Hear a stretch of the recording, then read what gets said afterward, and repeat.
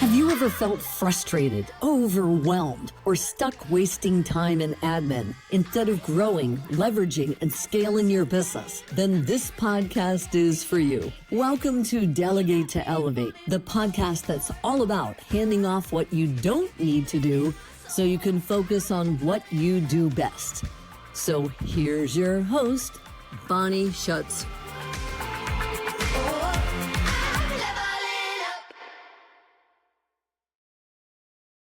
Hello, everybody. Welcome to Delegate to Elevate.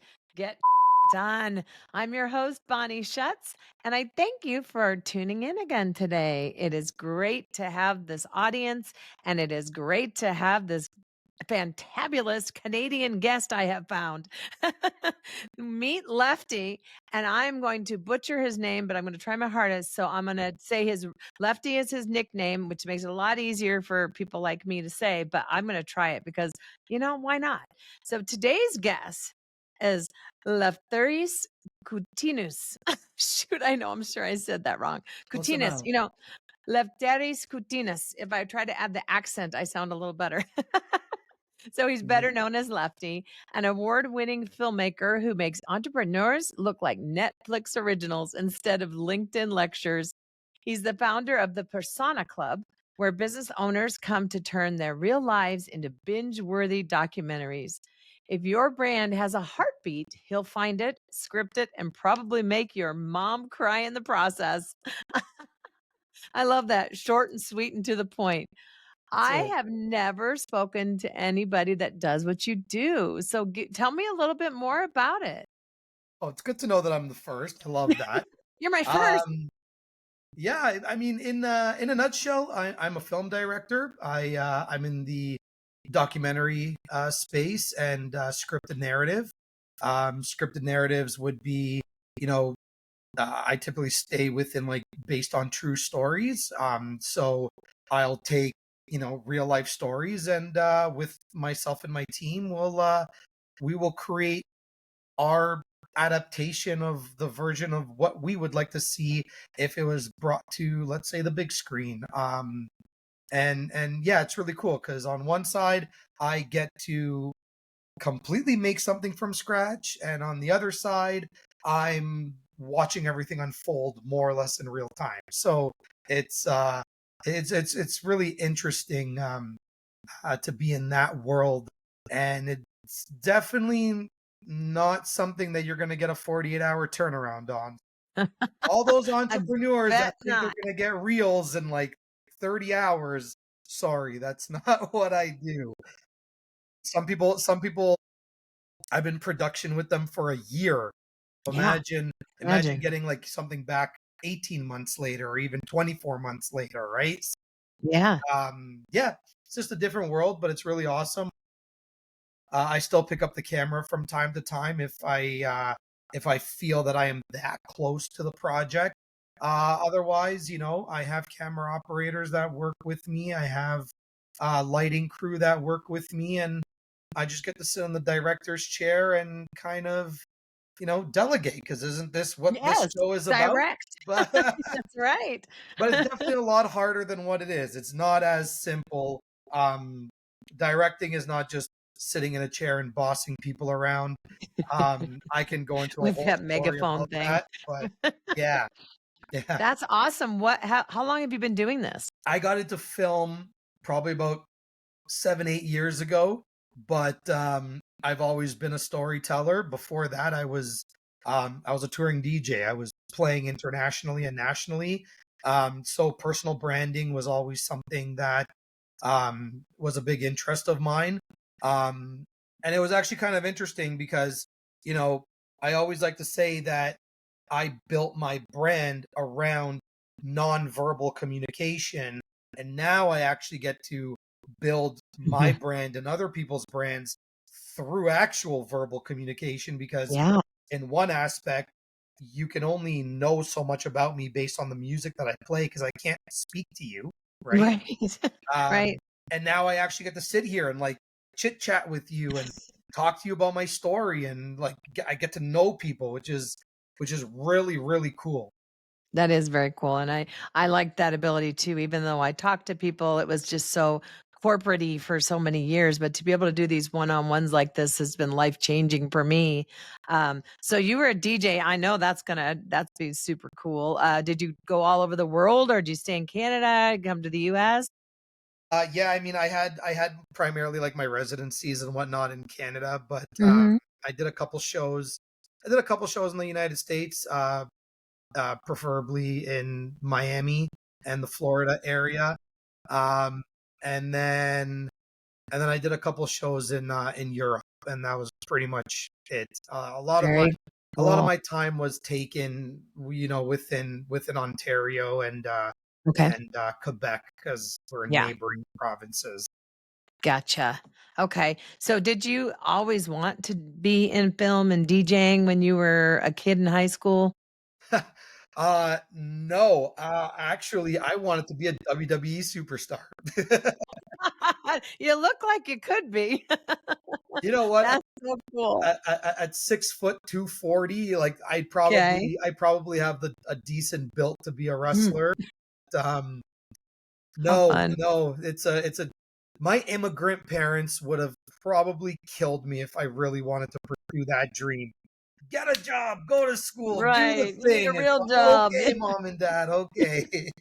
But I'm actually in the middle right now of working with an indie superstar, and I'm doing his documentary. So being able to Cool. be backstage with him and talk about Yeah. how his match is going to go, talk about certain storylines Ooh, that he's a part of. I get to sit ringside at all the shows because obviously I have to film, right? Um, I'm literally living out a childhood dream through this character, that which is really cool. that's like a very turnaround moment that would be seemingly in your life. So congrats Yeah, on that. That's very, thank very you. cool. Sticking it to mom So and dad. No. yeah, right. Thanks for coming to Canada. Thank you, thank you, thank you. Um, I could say coming to America, but forget that. Stay in Canada. Oops. My politicalness slipped a little bit. Sorry there. I love everybody. Um, um, but so let's talk a little bit about delegation. I told you that I use the word very lightly. Delegation can be to people, it can be to friends, family, colleagues.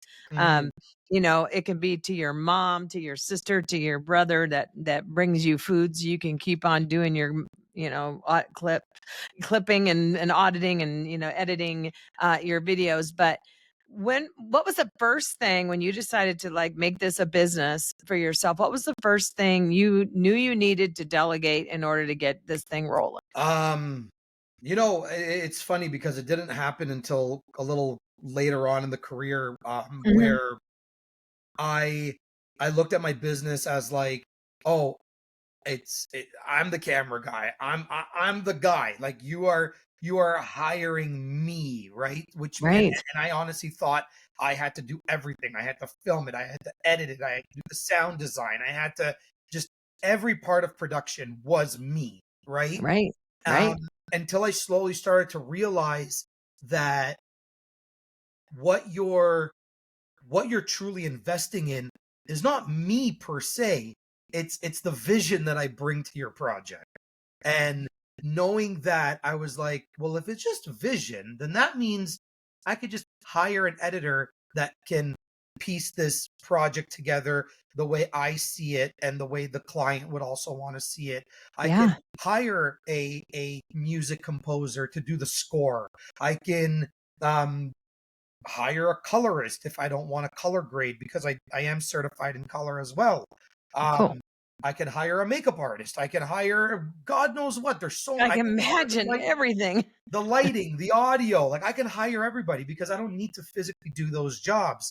And that was a little bit of a learning curve at the beginning, but once I actually got a hang of it, um, I mean, yeah, once I got a hang of it, I mean, it was great because less to do for me, but it still doesn't mean that I'm doing less because I got to make sure that everybody's doing their jobs correctly. Less to do for me, but it doesn't mean I'm doing less. That is a mic drop for me right there.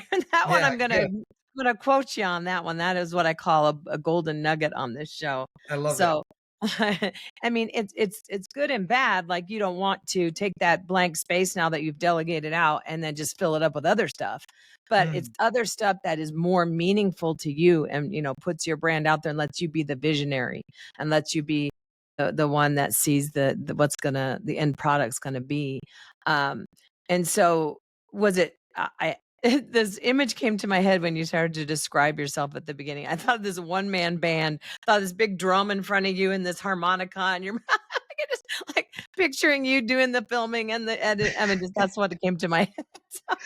I remember those pictures very well. I know exactly You what know what you're I'm talking talking about? about. Like, that's exactly where my head went, like, "Do, do, do, do." He's playing the harmonica and doing this, and so you Yeah. honestly are in a profession that has to almost if you wanna go anywhere in that industry, I imagine you have to have all these people making it all work so that you, the visionary, can keep, at the high end and doing finding clients and coming up with the visions and what, the product.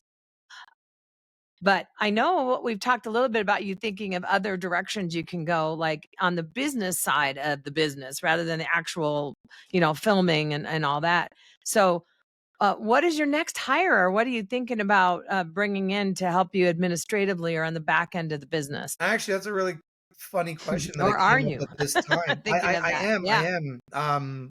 My my wife is a super duper uh amazing appointment setter, and we actually just came to an agreement, I guess, or found a way to make things work in a sense where she's now going to take on a lot of the administrative responsibilities and roles, so I can, do what I do best, which is Nice.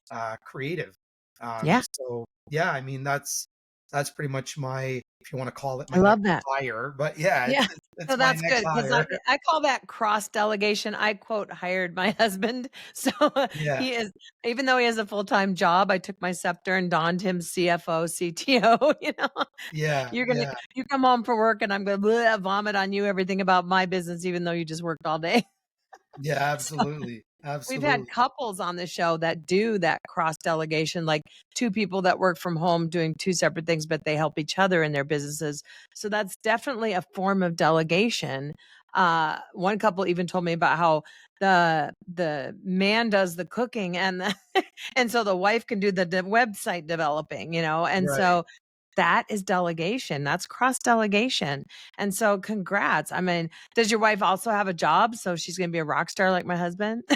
She's a full-time appointment setter. Oh, that's She has cool. her own like agency. She's like Nice. she's a freelance hire essentially. So um Very cool. at the moment she's pretty much giving me her spare time.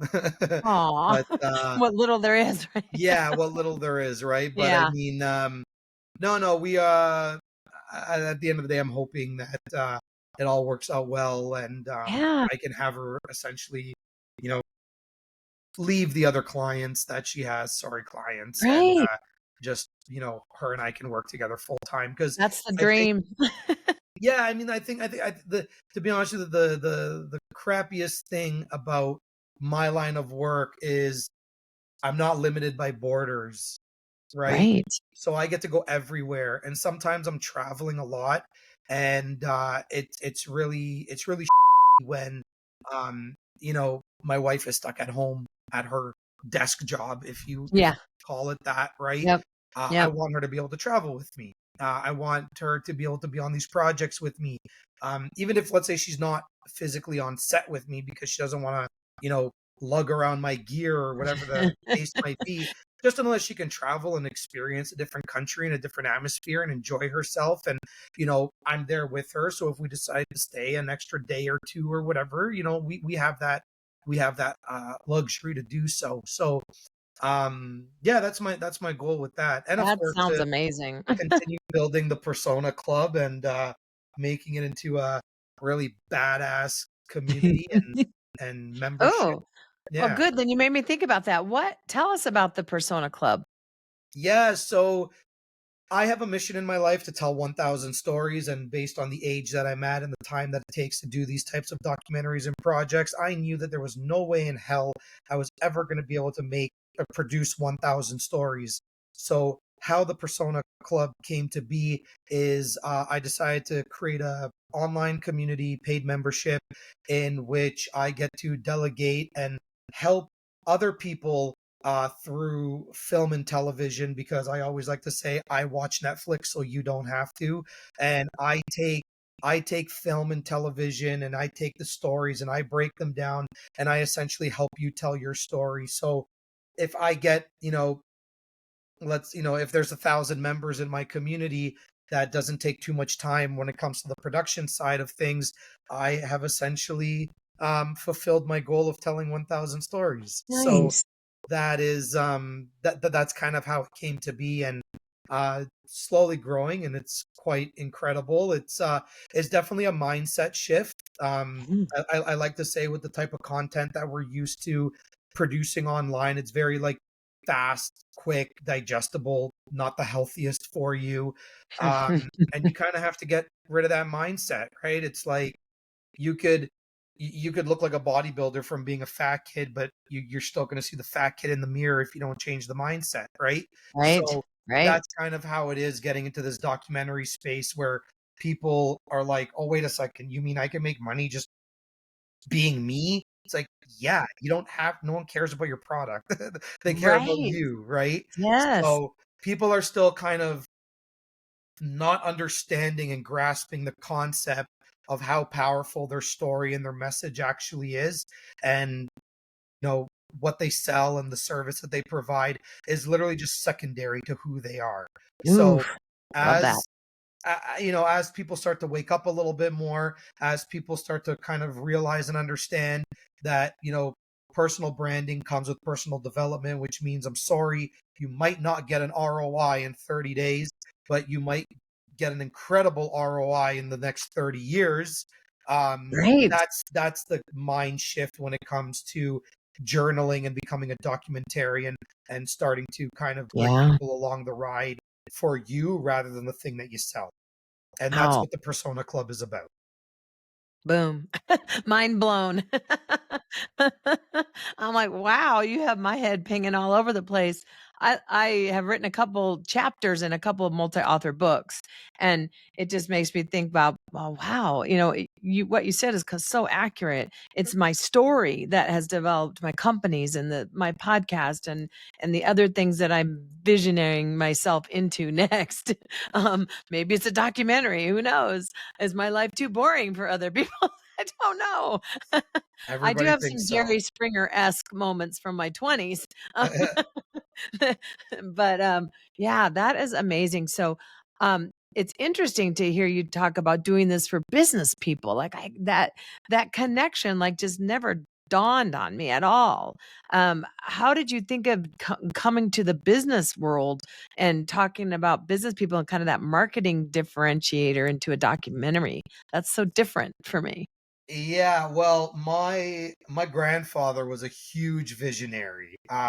He owned many types of businesses. He owned like he owned buildings that they put Shoppers Drug Mart in, or Rexall, or whatever, same concept.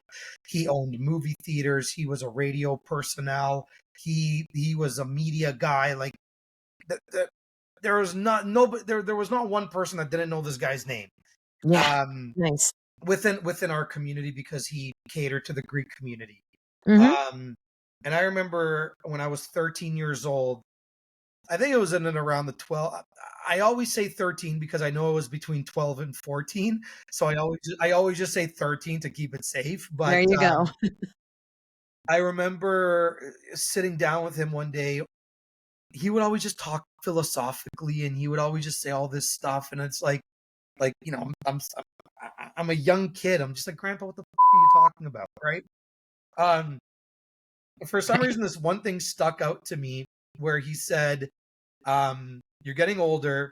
You're eventually going to get a job. You're going to work for yourself, or whatever the case might be. In a nutshell, you're going to be in the real world. And if I can leave you with any piece of advice, it's this: As long as the people love you, you'll never be out of a job. I love that. Oh, another one of my golden nuggets. Thank you. And you're welcome. And that's kind of been like the driving force behind what I do. And that's why storytelling is so important, because um, as long as the people love you, you'll never be out of work. That's Because so true. you know somebody's always going to come in with a better product. They're always going to come in with a better service. They're always going to come in with a lower price item. Um, you're never like the one thing you can't compete on is your story, right? Right. It's the person with the better story wins, not the better product that wins. So You're right. if people can just like you for you, you'll never be poor. You'll never not have food on the table. You'll never Right. not be able to get the things that you want and achieve the things that you want. So that is that is essentially kind of like what I strive for. But it doesn't mean that everybody has to like you. So I don't want you to think that Right. like when you say that line, like you think, oh, I have to get the whole world to love me. No, Yeah. I'm pretty sure I have people that like dislike me or hate me or Same. whatever. But at the end of the day, it's like I get to step more into who I am, and there's a tribe for that. Just like there's a tribe for who's ever listening, right? Yes, Um, exactly. and it's a scary world to be in at first when you're making that shift, because all Mhm. of a sudden you're going to start seeing followers drop because you're like, oh God, I spoke my mind. Now everybody hates me. Oops, I said the F word. Oops.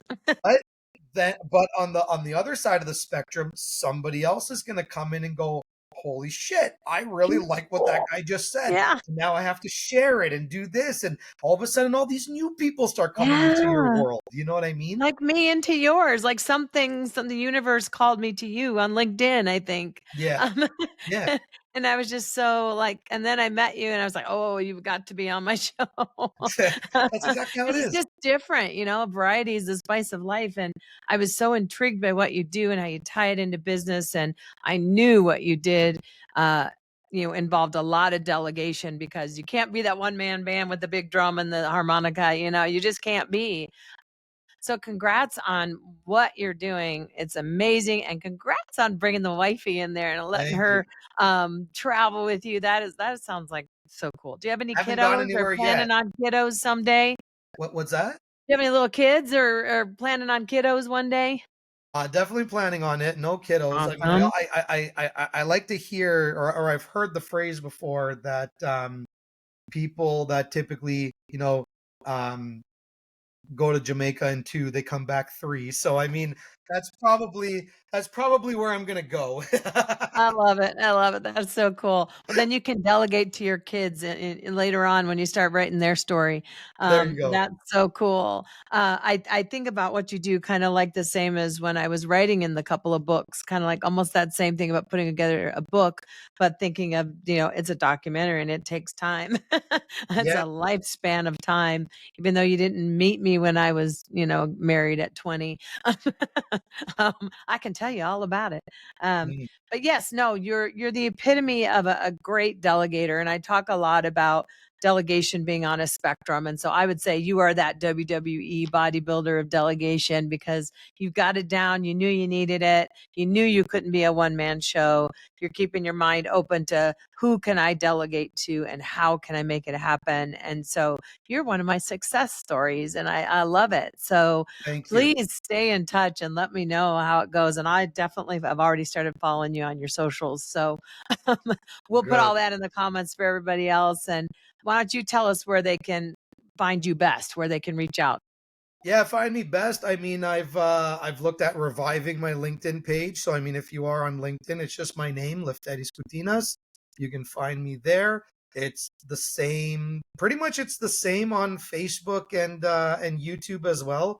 Uh YouTube is where you're gonna see all my films, whether like I mentioned at the beginning, my scripted narratives or my documentaries.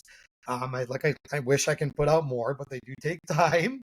Um but I do put out my video journals every 4 to 6 weeks. So Nice. depending on the story that I'm telling, again, it can take a little bit of time, but I try to stick to a 4 to 6 week schedule.